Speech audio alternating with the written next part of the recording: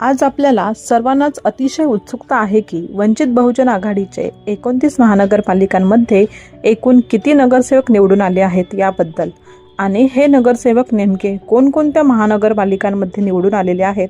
म्हणूनच आज आपण याबाबत सविस्तर आणि स्पष्ट माहितीच्या आधारे बोलणार आहोत. वंचित बहुजन आघाडीचा बालेकिल्ला मानल्या जाणाऱ्या अकोला महानगरपालिकेमध्ये वंचितचे तब्बल 5 नगरसेवक निवडून आलेले आहेत मंडळी.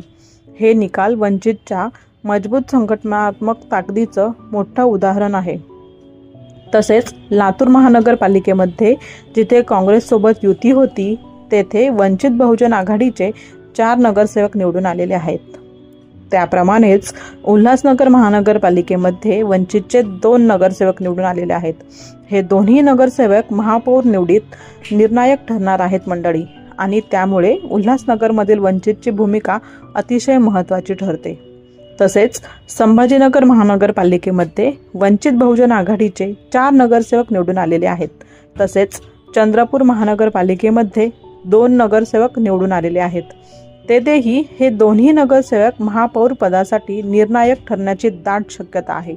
नागपूर महानगरपालिकेमध्ये वंचित बहुजन आघाडीचा 1 नगरसेवक निवडून आलेला आहे.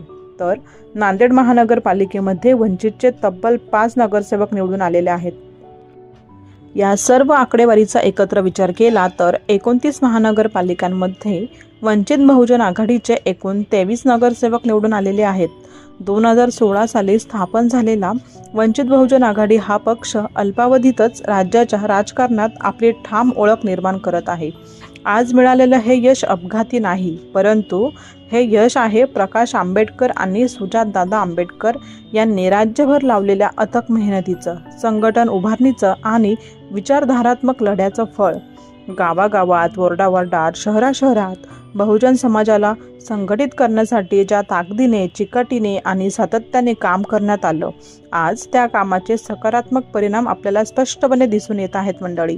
ही केवळ सुरुवात नाही आहे, तर ही वंचित बहुजन आघाडीची पुढील वाटचाल अधिक व्यापक, अधिक मजबूत आणि अधिक निर्णायक ठरणार आहे.